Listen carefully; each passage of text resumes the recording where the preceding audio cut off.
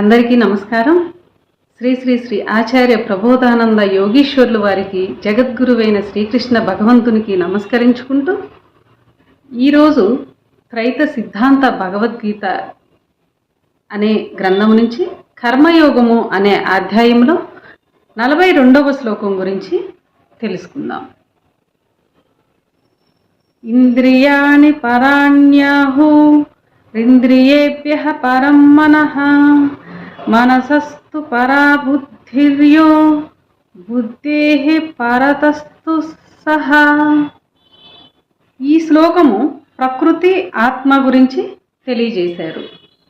భావము: శరీరములో ఇంద్రియములు శ్రేష్టమైనవి, వాటికంటేను మనస్సు శ్రేష్టమైనది, దానికంటే బుద్ధి శ్రేష్టమైనది, బుద్ధి కంటే ఆత్మ శ్రేష్టమైనది. వివరము: ఒక మోటారు సైకిల్ను తీసుకుంటే రోడ్డు మీద పరిగెత్తుటకు చక్రాలు, చక్రాలకు తిప్పుటకు గొలుసు, గొలుసును తిప్పుటకు గేర్ బాక్సు, గేర్ బాక్సులో గేరు, చక్రాలు తిరుగుటకు ఇంజను ఉన్నాయి. ఉదాహరణకు చూస్తే చక్రాలు, గొలుసు, గేర్ బాక్సు, ఇంజను అను 4 భాగాలుగా సైకిల్ మోటార్ను విభజించుకోవచ్చును. ఒక చోటు నుండి మరొక చోటుకి పోవాలంటే మోటారు సైకిల్కు ఈ 4 భాగములే ముఖ్యమైనవి. ఇప్పుడు దానికి చక్రాలు తీసివేశాము అనుకుందాము, అది ముందుకు పోలేదు. కానీ ఇంజను, గేర్లు, గొలుసు 3 పని చేయుచున్నవి. తర్వాత గొలుసు తీసివేశామనుకుందాము, అప్పటికి గేర్సు, ఇంజను పని చేయుచుండును. ఆ తర్వాత గేర్ బాక్స్నే తీసివేశామనుకుందాము, చివరకు ఇంజన్ పని చేయుచుండును. సైకిలు మోటారుకు ఉన్న 4 భాగముల్లో 3 తీసివేసినప్పటికీ చివరి ఒక భాగమైన ఇంజన్ పనిచేయుచున్నది. ఇప్పుడు అలా కాకుండా 4 భాగములలో 3 భాగములను అలాగే ఉంచి ఇంజన్ ఒక్కటి తీసివేశామనుకుందాము, ఇప్పుడు మొత్తము 3 భాగములు పనిచేయవు.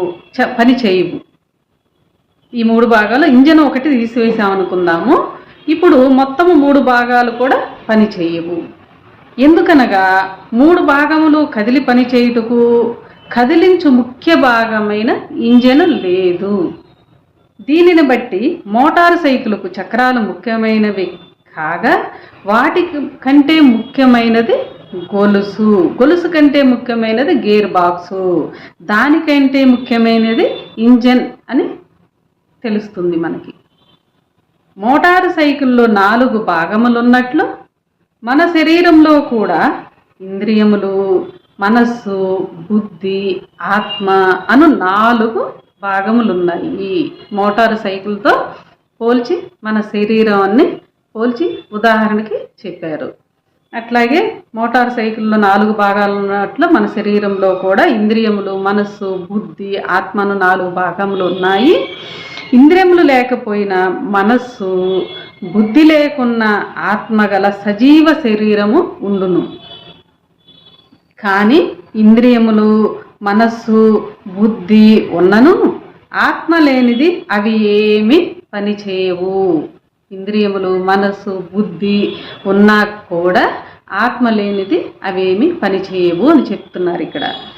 ఆత్మ లేని శరీరము భూమి మీద ఎక్కడ ఉండదు. ఆత్మ లేకపోతే శరీరము మొత్తము నిర్జీవమై శవముగా మారును. అందువలననే పై శ్లోకంలో ఇంద్రియముల కంటే మనస్సు, మనస్సు కంటే బుద్ధి, బుద్ధి కంటే ఆత్మ గొప్పదని భగవంతుడు ఈ శ్లోకంలో తెలియచేశాడు. మనస్సు కంటే బుద్ధి, బుద్ధి కంటే ఆత్మ గొప్పది అని మనం తెలుసుకోవాలి. ఈ శ్లోకం ఇంతటితో సమాప్తం. అందరికీ నమస్కారం.